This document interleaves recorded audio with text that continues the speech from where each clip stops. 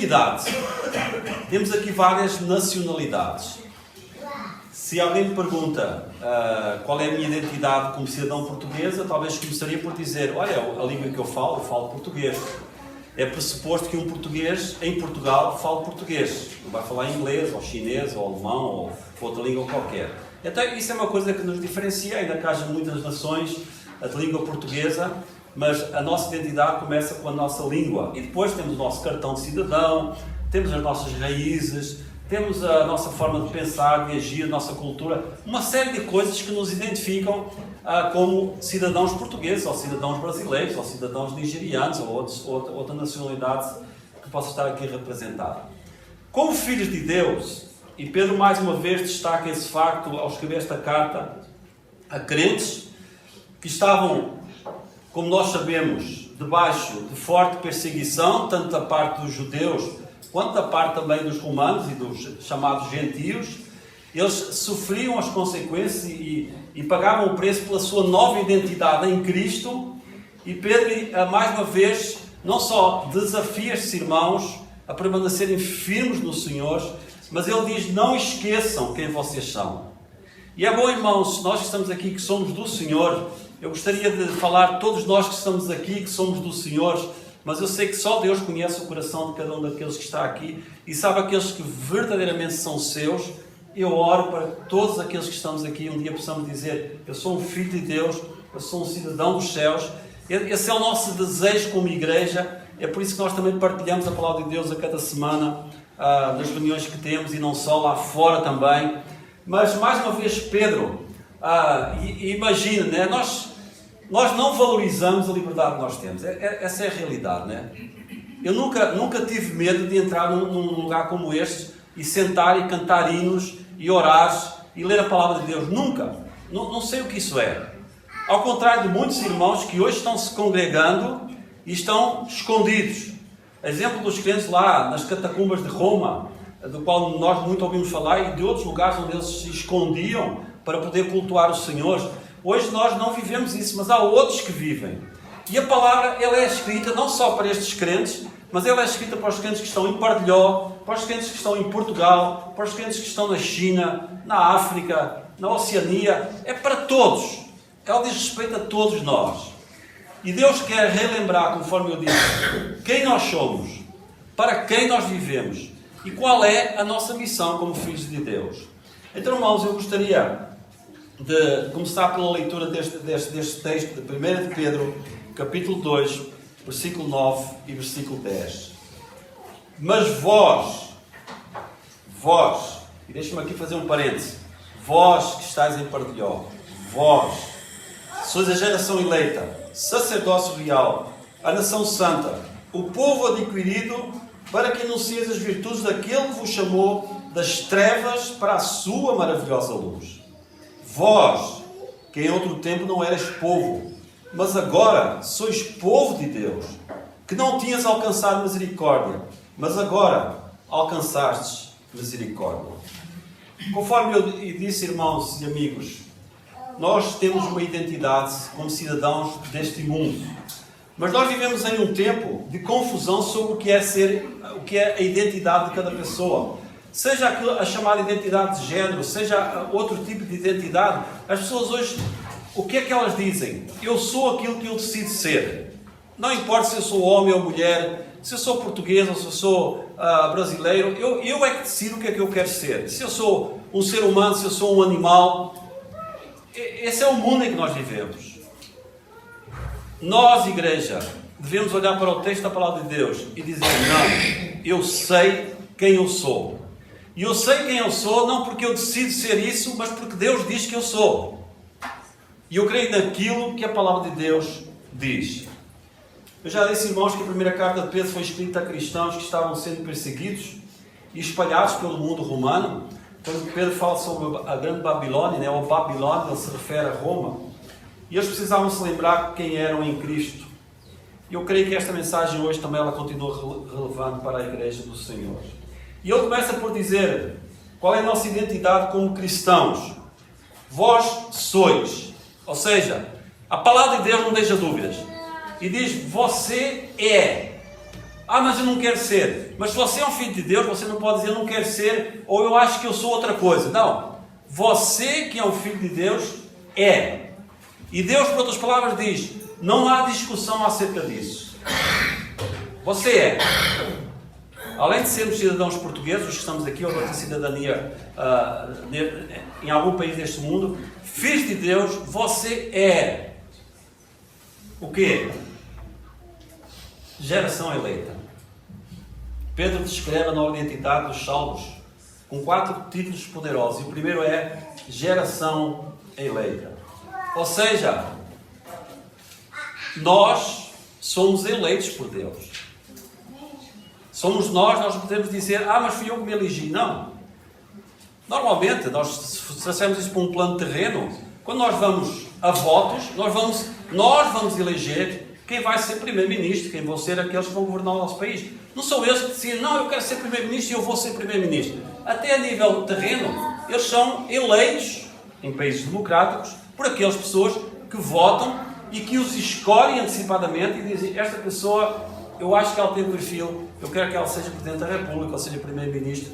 Mas saindo do terreno humano, Deus nos elegeu. Nós somos escolhidos por Deus, não por mérito nosso, mas por sua graça soberana. E isso é nos lembrar, irmãos, que nós pertencemos a Ele desde antes da fundação do mundo.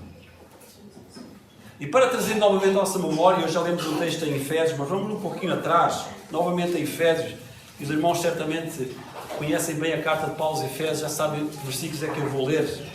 Mas em Efésios capítulo 1, e Paulo traz esta memória até nós, através da palavra de Deus inspirada. E ele diz no capítulo 1, versículo 3: Bendito o Deus e Pai de nosso Senhor Jesus Cristo, o qual nos abençoou com todas as bênçãos espirituais nos lugares celestiais em Cristo, como também nos elegeu nele antes da fundação do mundo, para que fôssemos santos e irrepreensíveis diante dele em amor, e nos predestinou para filhos de adoção por Jesus Cristo, para si mesmo, segundo o beneplácito da sua vontade.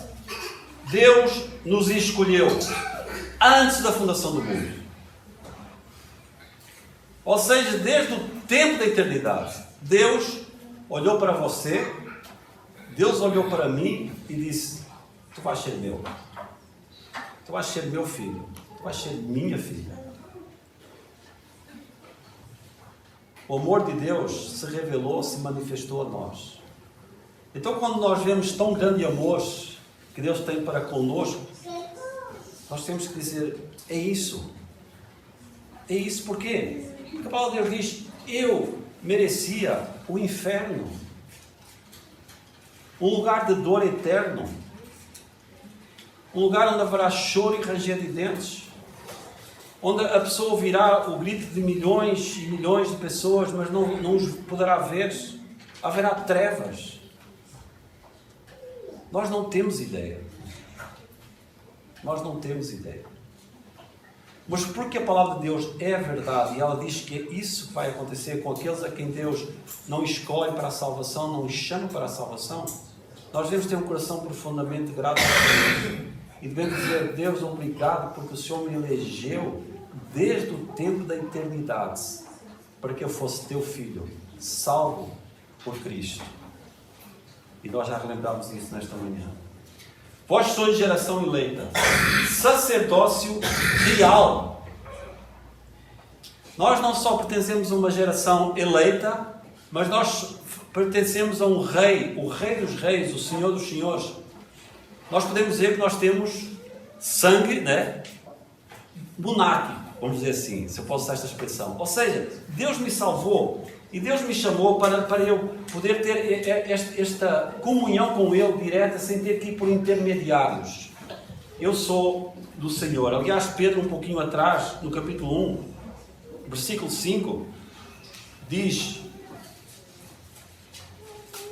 1 Pedro 2, 5 diz que mediante a fé está... Aliás, vou ler o versículo 4. Aliás, vou ler o versículo 3, peço desculpa, até ao 5. 1, 3 a 5. Bendito seja o Deus e Pai do nosso Senhor Jesus Cristo, que, segundo a sua grande misericórdia, nos gerou de novo para uma viva esperança pela ressurreição de Jesus Cristo entre os mortos, para uma herança incorruptível, incontaminável e que se não pode murchar, guardada nos céus para vós, que, mediante a fé, estáis guardados na virtude de Deus para a salvação, já prestes a se revelar no último tempo.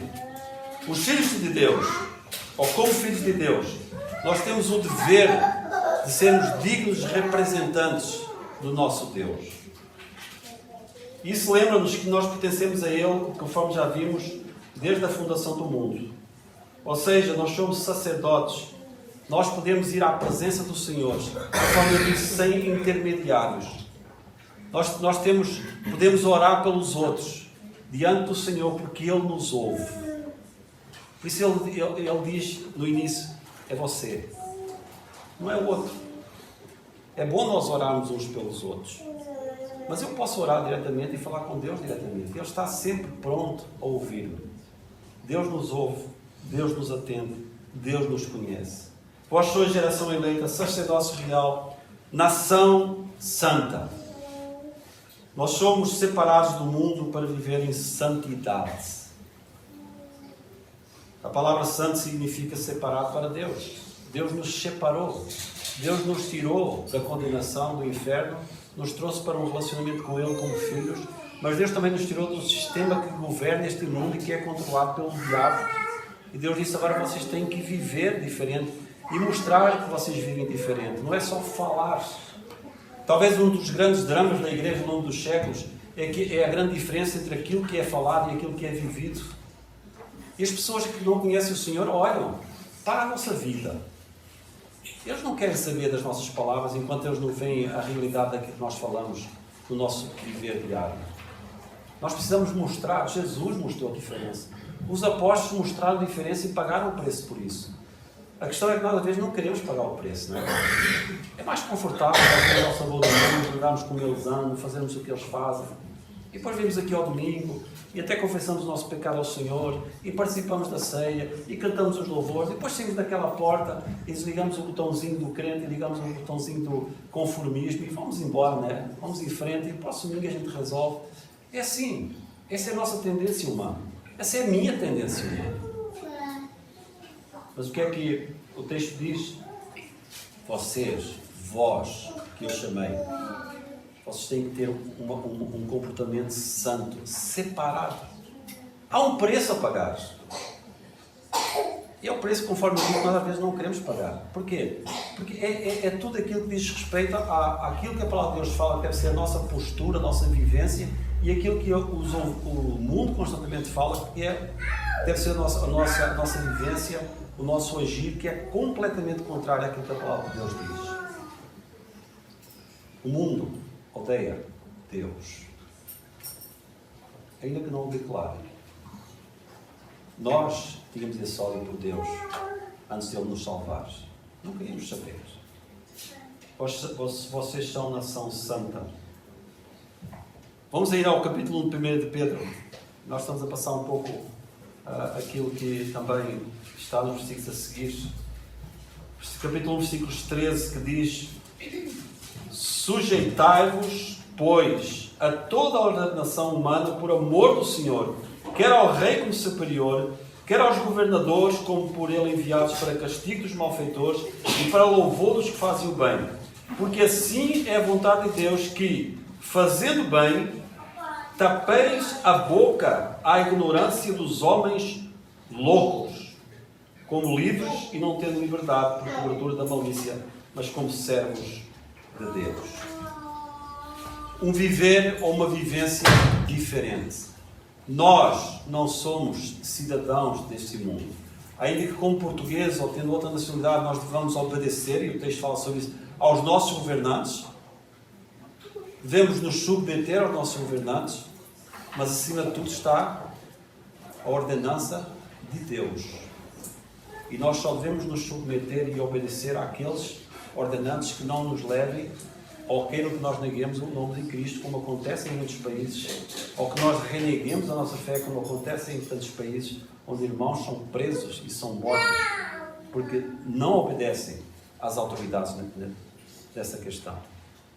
Deus, acima de tudo, acima de todos. Nós somos do Senhor. Mas Pedro dizia, olha, para aqueles irmãos, eu sei que não é fácil, mas obedeçam, submetam-se, para que aqueles que falam mal de vocês não tenham motivo para falar. Porque nós sabemos que o próprio Senhor, ele foi acusado de estar a tentar destronar, né? De estar a tentar tomar, de ser o rei de Israel, e foi uma das acusações que pesou sobre ele. Nós sabemos que era uma falsa acusação. Geração eleita, sacerdócio real, nação santa e povo adquirido. Nós fomos comprados por alto preço. Não foi dinheiro, não foi poder, não foi influência, foi o sangue de Cristo. O próprio Deus enviou o seu Filho unigênito para que nós que estamos aqui nesta manhã, que somos dele, possamos reconhecer que ele pagou um alto preço. E por isso nós somos de propriedade exclusiva de Deus. Nós somos filhos de Deus. O diabo não tem mais qualquer poder sobre nós. Ele pode nos tentar, através do nosso olhar, da nossa mente, daquilo que nós vemos e ouvimos, mas ele não tem mais poder sobre a nossa vida. Aquilo que acontece é debaixo da permissão de Deus. Nós somos filhos de Deus. Então não devemos temer aquilo que os homens nos possam fazer. O nosso destino final está traçado. A eternidade com Deus. Eu gostaria de ler um texto em 1 Coríntios. Eu peço... Normalmente eu ia trazer tudo para projetar, porque eram vários textos, mas assim também nós podemos citar um pouco. 1 Coríntios 6, 20. Relembra-nos.